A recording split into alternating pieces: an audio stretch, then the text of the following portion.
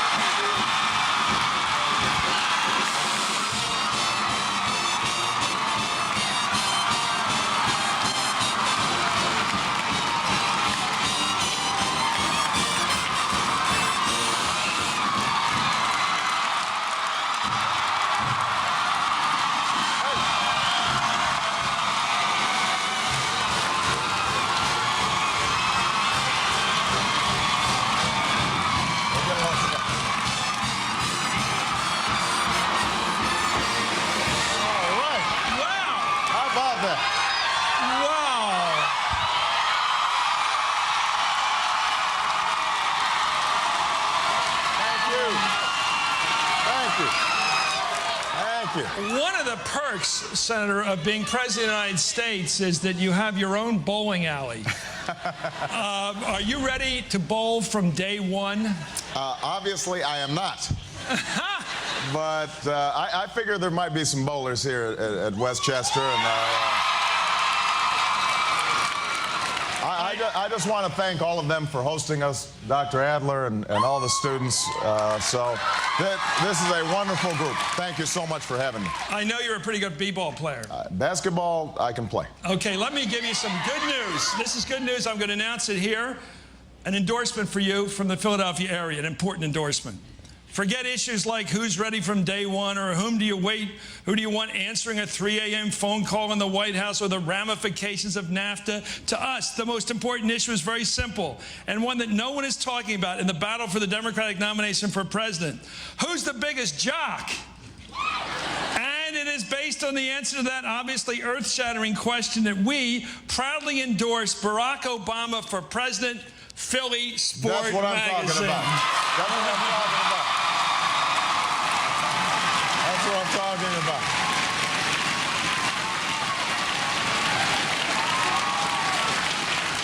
And now we play hardball. That was the warm-up. How do we know that you're tough enough to take the heat from the right, from the radio address, from the right-wing radio, from the right-wing columnists? If you begin to pull our troops out of Iraq and they start screaming, who lost Iraq? How do we know you're as tough as Dick Cheney to ignore public opinion and do what you believe in? Because he's certainly tough enough to do it. Well, first of all, you don't ignore public opinion. You try to shape public opinion. And you try to shape it with the truth. Not with false facts, not by shading intelligence reports. And, you know, in terms of my toughness, look, first of all, I come from Chicago. Right. And, you know, politics in Chicago, as it was once said, is not tiddlywinks. It's not beanbag. You know, it's a tough town. But what I've been able to do is to rise politically without compromising my ethics, without compromising my principles. I think during the course of this campaign, we're going up against a pretty tough political operation with the Clintons. Nobody's ever accused them of being soft, and so far we're doing pretty well. And you know, I am very confident that when it comes to issues like Iraq, a war that I stood up against at a time when it would have been politically convenient to be for it, or at least to be silent.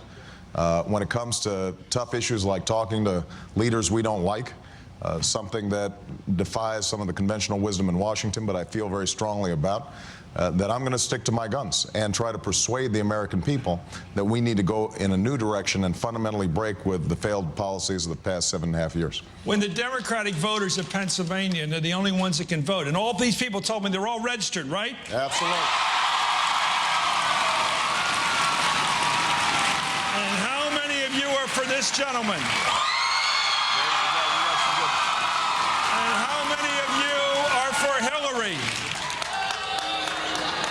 Okay, fair enough. What's the difference between you? I mean, their parents are watching, they're watching, their friends are watching right now, and they want to go in that voting booth aware. What is the real difference in how you would get us out of Iraq from the way Senator Clinton would get us out? Well, first of all, I think it does bear mentioning that Senator Clinton voted for the war. And I say that not because it is something that's in the past, but it points to judgment in the future. I think Senator Clinton was much more cautious. She got swept up in the arguments that were made by the Bush administration. And I think that what you want in the next president who has confidence and judgment to move in a different direction. She has said she wants to pull troops out, and I take her at her word. I intend to pull them out as well. And I think that we both agree that you have to be as cautious getting out as we were careless getting in. She has, though, suggested that she wants to leave troops in to blunt the influence of Iran in Iraq, that would be one of the rationales or justifications for how she would structure forces inside of Iraq. I think that's a mistake. I think that's mission creep. That is not the original reason why we went in. Originally it was because of weapons of mass destruction. We know those aren't there. It was because Saddam Hussein was a terrible tyrant. He was now gone. We should not be maintaining permanent bases in Iraq. We should have no combat operations. If you look at the recent fighting in Basra, it's between Shia militias. And in fact, we know that Iran had some influence in settling the dispute, partly because the government that we helped to install is very close to the Iranian government. So what I want to see is getting our combat troops out, no permanent bases. We should protect our embassy. We should protect humanitarian forces in the region. We should up our commitment to humanitarian aid inside of Iraq because we've got 2 million displaced persons inside of Iraq right now. And we have to initiate the kinds of political settlement that includes all the factions inside Iraq, but also those surrounding Iraq, the regional powers, Saudi Arabia, Jordan, but also Iran and Syria, who are going to have some say about what happens in Iraq no matter what we do.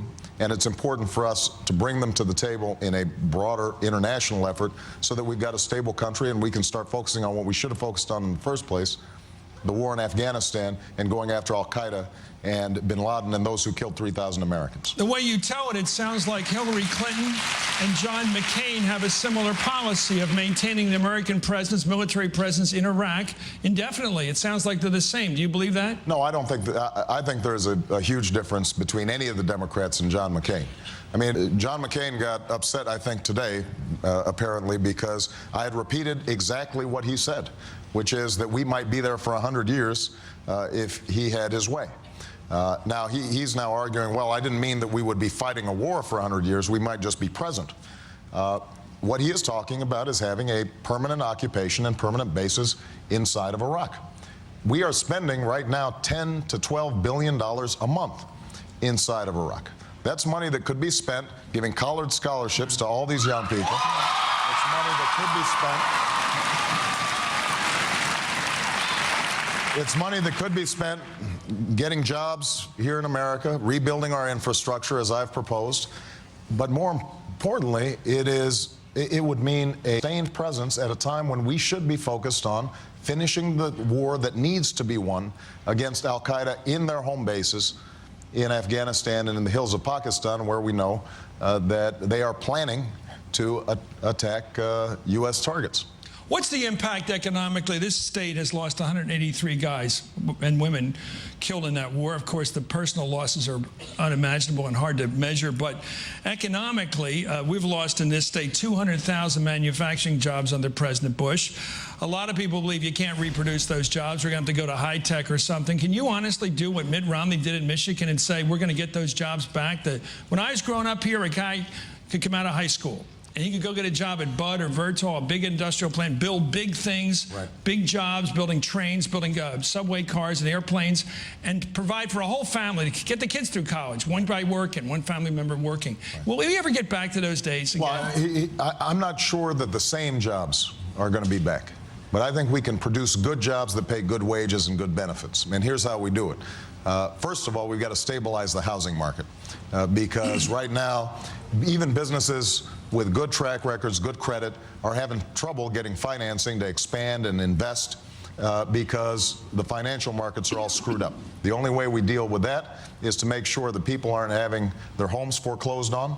And so I'm working with Chris Dodd to put together a program where the Federal Housing Administration helps borrowers and lenders negotiate to settle on a fixed mortgage that homeowners can pay and allows them to stay in their homes, so we're not continuing to see home values drop.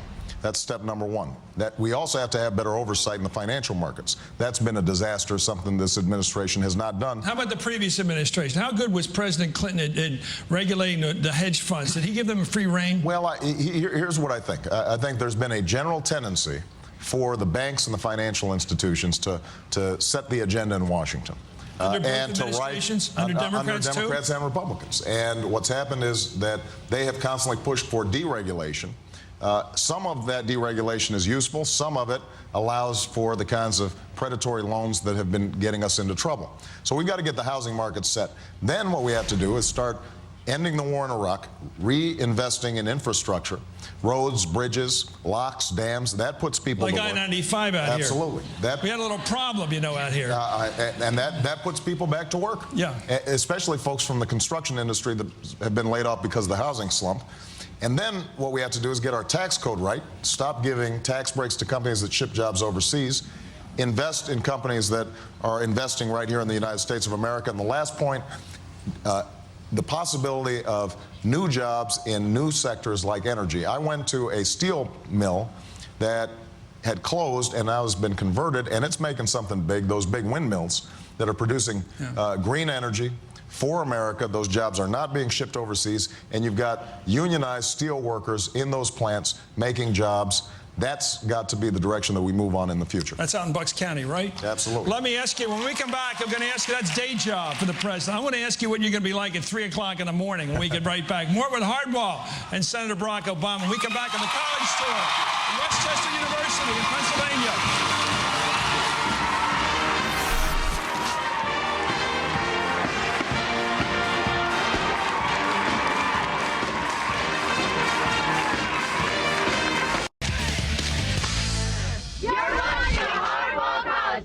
Here at Westchester University, only on MSNBC.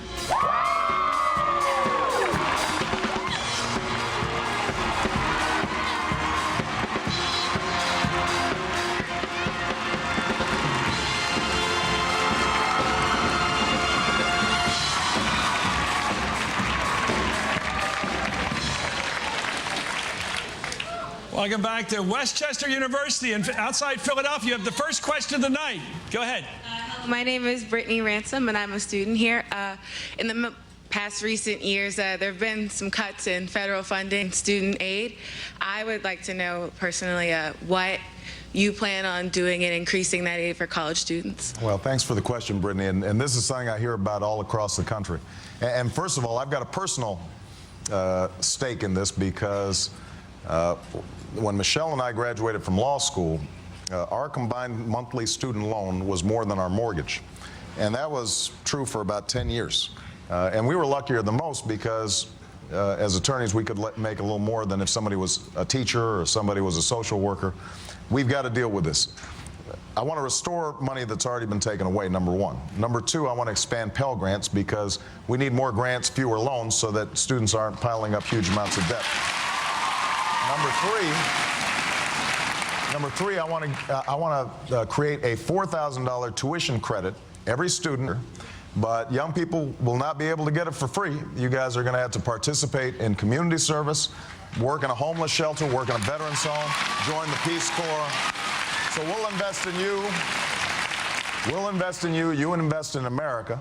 And together, the country will get stronger, and you guys won't be loaded up with so much debt when you leave college. And one of the ways to pay for it, by the way, is eliminating the middlemen in some of the federal direct loan programs. You've got banks and financial institutions that are making billions of dollars off student loans. That's something that we've got to change.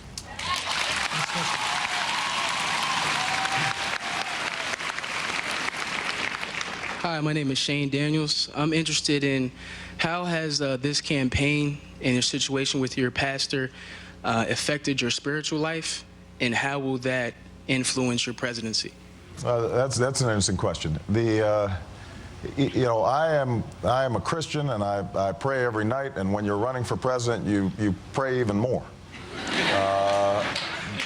Although it's interesting, what I pray for, the longer I'm in this, is less about me and more about, first of all, making sure my family's okay. But the second thing is that whatever I'm doing is actually good for the people I want to serve and good for the country. The longer I'm in this process, the more you realize that you're going to be successful if you can get your ego out of it and focus on the job that needs to be done and what people are going through that I talk to every day. Obviously there is a flap in terms of my former pastor, and that was a difficult moment. This is somebody who, on the one hand, is a good man, but said some things that I deeply disagree with. I tried to give a speech here in Philadelphia to indicate the broader context of the anger that still exists and the resentments that still exist between the races. My belief is that one of the important things about my Christian faith is that you forgive people, you try to understand them, and ultimately, judge is going to be God is going to be somebody who's making judgments about many of these things. So I'm just going to stay focused on the job that I'm doing, and hopefully you'll pray for me too. Next question. Hello, Chris. Hi, Senator Obama. I'm interested. I understand that you want to increase the teacher salaries, which I'm all for, since I'll be a teacher. But I want to know your stance on merit pay and how it will affect special education teachers and then those in low SES areas. Well, I am not in favor of merit pay as it's currently understood, which basically... Neither is that lady over there. Which basically involves taking test scores and then rewarding people on how they score on tests, how students score on tests, because the problem is, let's say, special ed students or ESL students. By definition, special ed students are behind and may need special help. They may not move at the same pace, even though we can aspire to make sure that they get the best education possible. Students for whom English is a second language, they may be behind in terms of test scores, even though they're very intelligent, just because it's not their native language that they're speaking. This is a broader problem that has to do with No Child Left Behind. I want the highest standards for our students, but I don't want standards measured solely by a single high-stakes standardized test. I want to have...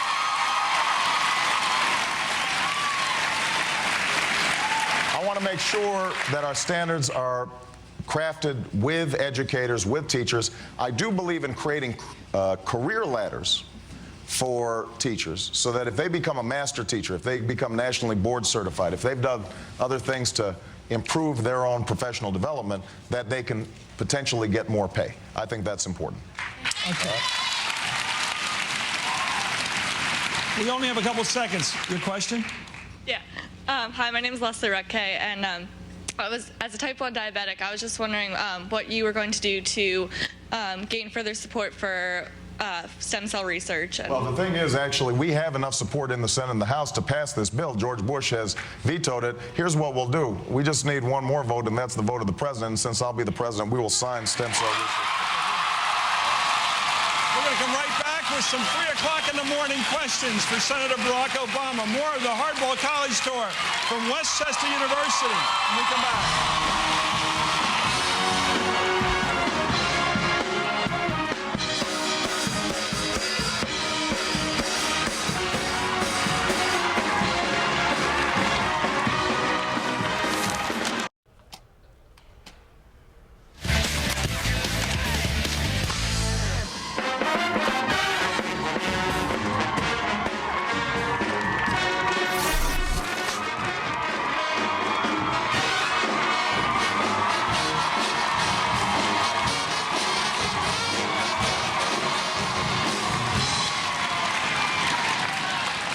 Let me give you a scene that may face you in the next year or two, where the National Security Advisor calls you at 3 o'clock in the morning and tells you that a couple of commercial jets have been hijacked, and they believe it's Al-Qaeda. And as we know, Al-Qaeda always tries a second time. They tried for the World Trade Center after '93. They came back in '01. They're heading for the Capitol. What do you do? Well, look, I am hesitant to engage in hypotheticals like that because... But it's unpredictable. No, well, I don't think anybody predicted 9/11, and so we don't know what kinds of circumstances are going to come up. Here's the important thing about that 3 a.m. phone call. What you want is somebody who's, first of all, going to get all the facts and gather up good intelligence. The second thing you want is somebody who is able to analyze the situation, the costs and benefits of action. And one of the things that we know this president didn't do is to weigh the costs of going into Iraq versus the potential benefits of it. We want somebody who's going to be decisive, and I won't hesitate to strike against somebody who would do us harm if that's what's required. But the most important thing that you need is somebody who's going to exercise good judgment. And judgment is not simply a matter of sounding tough or talking tough. It's a matter of weighing and making good decisions under stress. And if you think about, for example, John F. Kennedy, his biggest mistake was going ahead with military action that hadn't been thought through. Right. His greatest triumph was actually showing restraint in a very dangerous, difficult situation. Now, obviously, something involving Al-Qaeda is not comparable, and my whole plan for going after terrorists is to refocus attention on terrorist networks, something that the Iraq War has been a distraction from. And what I've said repeatedly is, for example, I won't hesitate to strike against Al-Qaeda bases and high-value targets if Pakistan is not willing to act. And we have our sights on somebody, we should go after them. I was sharply criticized for that, both by John McCain, Hillary Clinton, and George Bush. Except it turned out that 3 weeks ago, we had one of our most successful strikes against one of the highest-ranking Al-Qaeda leaders doing precisely that. And I think that indicates the degree to which I am more than willing to use our military power where necessary. But we have to use it in a way that's responsible and weighs all the ramifications of action and is based on the best available evidence and not based on politics and ideology. Most people believe that the intelligence was corrupted in this administration, that it was manipulated by civilians with political and ideological intent. How do you clean out the intelligence agencies and let them know you want the real intelligence? You don't want a twisted case made for whatever policy somebody's selling at the bureaucratic level. Well, it starts at the top. It starts at the top. If the president is basing his actions on ideas that are preconceived and wants to ignore facts and only wants to hear things that reinforce what he already believes or she already believes, then you're going to have a problem. And that's why I think it's so important that we send a clear directive to everybody in our intelligence communities that I want independent thinking, and I want people who disagree with me, as well as people who agree with me. I want to have everybody around the table. This is one of the most important criteria, I think, for having a good cabinet, a good sub-cabinet, and an effective federal government, is when people have confidence that if they bring uncomfortable facts to the table, that somebody's going to listen to them and they're not going to be punished for bringing bad news. That's how you actually end up making good decisions. Can you do this from day one? Can you make sure that the intelligence agencies get that message fast? Absolutely. I mean, I think one of the first things that you have to do, even during transition, is to make sure that you send a message to everybody. I want all the bad news, and I want the bad news sooner than I want the good news. Okay. Thank you very much. We're right back with Barack Obama with some personal questions.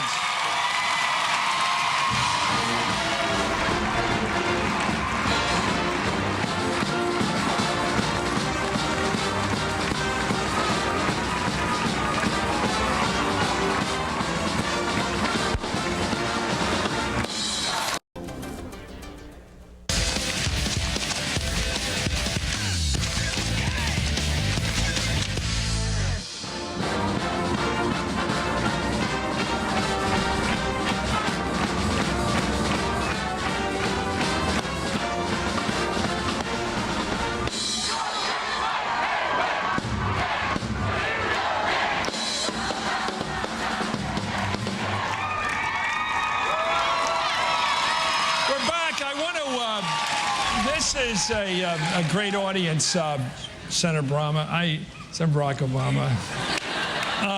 This is a strange question, but everything's ethnic this year, so I'll ask it. What's it like to be a black kid with a white mom? Well, I tell you what, it's part of what America's about. You know, we're a melting pot, and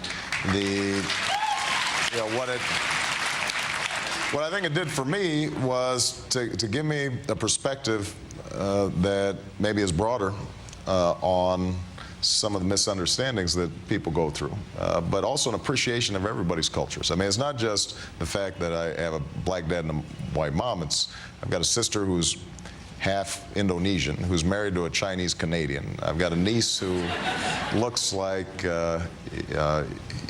she's all mixed up. And, so when you get our family together, I've said this before, I wrote a book, I've got family members that look like Margaret Thatcher, I've got family members that look like Bernie Mac,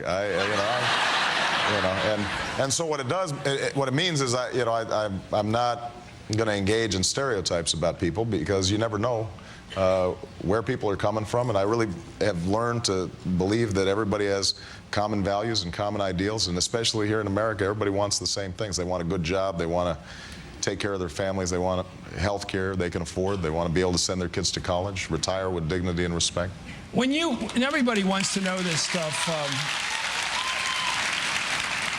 See, the people here, the young people here who are black, don't know what it's like to be white, and the white people don't know what it's like to be black, and you have a better look at that than anybody. Well, I think that, as I said before, people have a lot more in common than I think we give them credit for. The part of the problem is our politics fans division. It feeds on it. It's not that it's not there already, but a lot of times it's a convenient way to stir things up. And one of the things that we've tried to do in this campaign, and I think young people are tapped into this, is to say, look, people of different races occupy different situations and have a different history. And we've got to address some of that different history. Yeah. But people's aspirations, their capacity for good and for bad, it really is the same. And we're at our best when we join together. We're at our best when we're unified. We're at our worst when we're divided, and when our politics is based along tribal and ethnic lines instead of based on who we are as Americans. You know that term in politics called the dog whistle, where you say something and certain people hear it and they can't get caught using it, but they know what they're doing? Do you think the Clinton campaign is using a dog whistle by constantly talking about your former pastor? No, look, I think that... Are they playing that ethnic card? I think that's fair game, in the sense that, what my former pastor said was offensive, and I think that in politics, whether I was white, black, Hispanic, Asian, somebody'd be trying to use it against me. I do think that it is important to keep things in perspective and to remind ourselves that over the last 2 weeks, we've marked the 5th anniversary of a war that has now lasted longer than World War I, World War II, and the Civil War. I think it's important for us to remind ourselves 4,000 Americans have died, more than 4,000 Americans, that families are now suffering 3, 4 tours of duty, putting enormous strain on military families, that people are losing their homes. So, the one thing I think about our politics that we need to fix, aside from pushing the special interests that have come to dominate Washington out and let the American people back in, is also not to be distracted and to make sure we're focusing on the big things that are going to make a difference in these young people's lives 20 years from now, 30 years from now, 40 years from now, instead of, what was the latest gaffe, or what did this surrogate say or that surrogate say, which really, 3 weeks from now, everybody will have forgotten, but we won't have forgotten the fact that global warming is still a big issue, and a war is still going on, and our economy is starting to slip.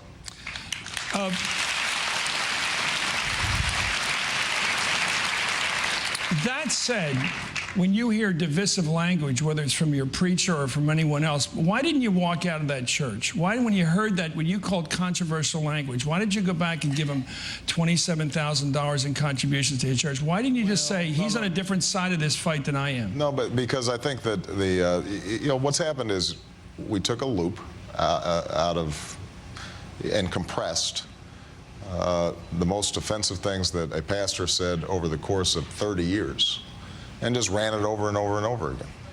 Now, there's that other 30 years. I never heard him say those things that were in those clips. Yeah. But you did say you heard him say controversial things. Well, but I hear you say controversial things, But Chris, you didn't give me $27,000 either. Well, no, but the point is, this is a church that's active in AIDS. It's active on all kinds of things. Yeah. And so, this is a wonderful church. But as I said, look at the amount of time that's been spent on this today, Chris, at a time when we haven't talked about a whole host of issues that are really going to make a difference. You know the Republicans will bring it back. Of course it'll come back, and of course the Republicans will bring it back. But the question is, what's actually going to make a difference in the lives of people right now who are on the verge of losing their homes? What's going to make a difference in their lives?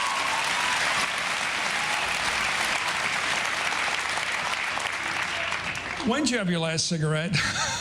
And was that the last time you cried? What was that like?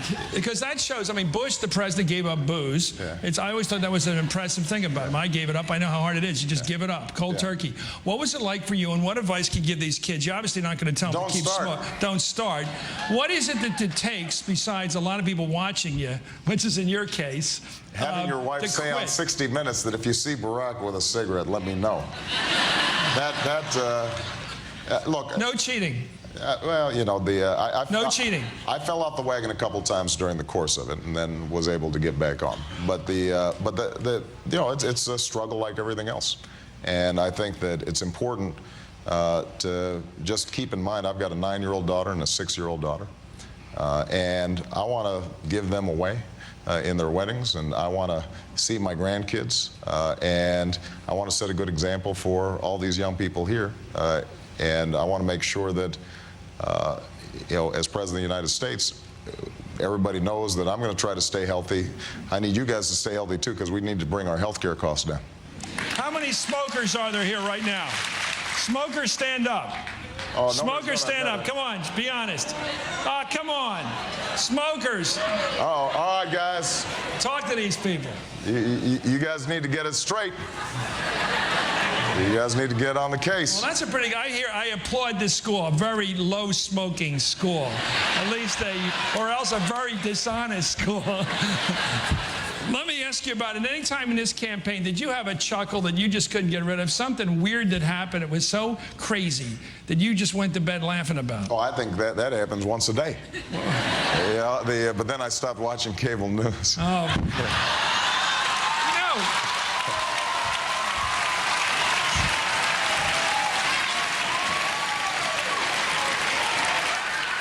Another set of cards in the back room.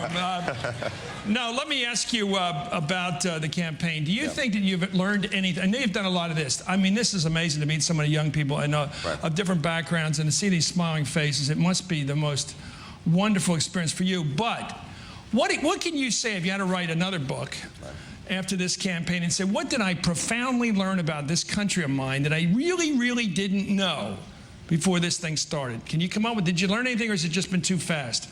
Well, it's been more confirmation of what I had hoped. When I got into the race, I hoped that people were ready for a different kind of politics. I hoped that young people who had been sitting on the sidelines decided now's the time for us to get involved. I'll be honest with you, I didn't expect such an enormous wave. I mean, we've seen record turnouts, record participation. You had in Iowa, young people participated at the same rates as people over 60. That's unheard of in the annals of American politics. And so that's been extremely encouraging. How interested people are in what their government's doing right now. And I think that when that happens, good things happen. Our problems always occur when nobody's paying attention, and the fat cats and the lobbyists end up setting the agenda in Washington. And when the American people are paying attention, they hold the government accountable. And it makes an enormous difference, and we actually start solving problems, and that's what I think we can do starting next year. Okay, thank you. We'll be right back with more of Senator Barack Obama from Westchester University in Philadelphia.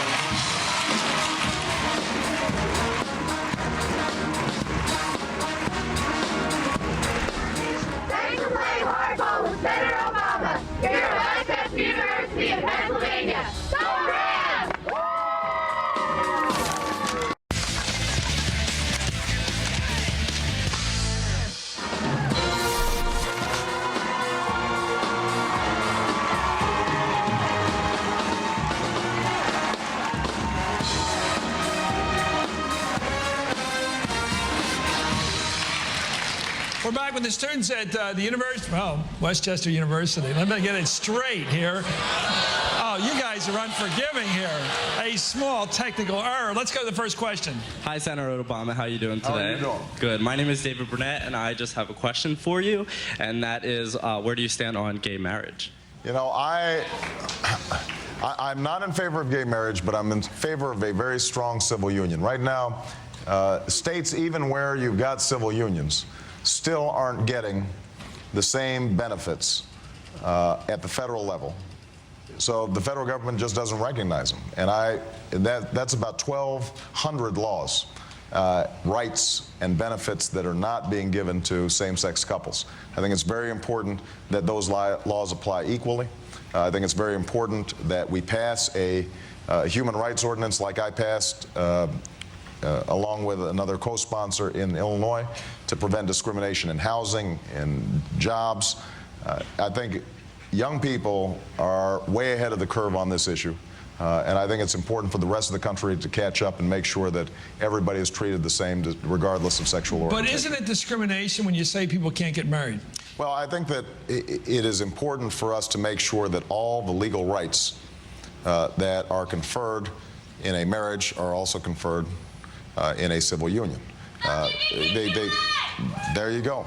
And I think it's very important that the state make sure that they are not denying the same kinds of rights that have historically been denied, because when I think about a same-sex couple not being able to visit each other in a hospital, when I think about them not being able to transfer property or to pass on benefits, I think that's contrary to what most Americans believe, and that's why I'm going to change it when I'm President of the United States. Next question.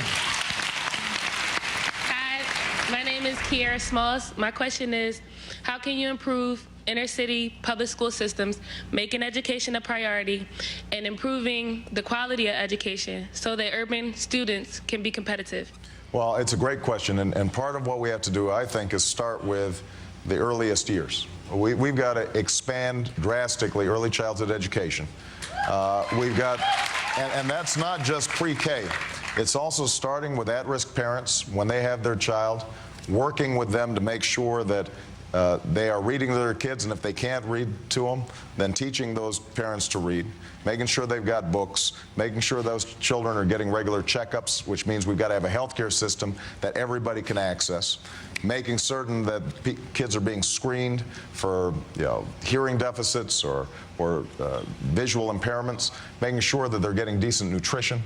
And if we are taking care of kids early, then they start school already prepared. If we don't, they're already behind, and they stay behind. Every investment, every dollar we invest in early childhood education, we get at least $10 back in improved reading scores, reduced dropout rates. Then we've got to improve K through 12 education, and that primarily has to do with teachers, paying teachers more and giving them more professional development and support. And the third thing is after-school programs and summer school programs that can keep kids off the streets, give them constructive things to do after school. And the final thing is giving young people a sense of a future. So if you've got a 9th grader or a 10th grader, maybe they're not going to go to a 4-year college, but if they're good artists, they might want to be a graphic designer, and matching them up with the possibilities of a career and a job there. Or if they're good manually, then getting them in apprenticeship programs while they're still in high school so that they can start seeing the possibilities of a career in the trades. Those are the kinds of ways that you can tie what happens in school with kids' vision for their future. And if they have a sense that they've got a future that allows them to raise a family and live a productive life, I think most young people will seize it. The problem is they're just not seeing that right now. Right now all they see is drugs and jail. And if that's the only thing in front of you, then you're probably going to fail. Thank you. So I've got this primary in Philadelphia and Pennsylvania will be held in 3 weeks. It is an important part of the process. I want to ask you, if this process ends up after Puerto Rico at the end of the schedule where you have the most elected delegates, should you be the nominee? Well, if I have the most pledged delegates, meaning after all The votes have been cast in caucuses and primaries. I also think we will have had the most popular vote and we will have won the most states. Then I think most of the superdelegates who have not yet decided, I think will recognize that we've earned this nomination. That's not guaranteed, and I don't take it for granted. But I think that at that point, I will have shown myself to be the strongest candidate to run against John McCain. Is that the only legitimate result of this campaign, is the one who gets the most elected delegates is the nominee? Could you imagine Senator Clinton being nominated in Denver at the last week of August, not having won the battle for elected delegates, and you'd support her? You know, I'm not going to worry about that right now, because what I want to do is to make sure that I've won as many contests as possible, won as many delegates as possible, and then I'll let you know, the poobahs of the party make a decision in terms of how they want to deal with it.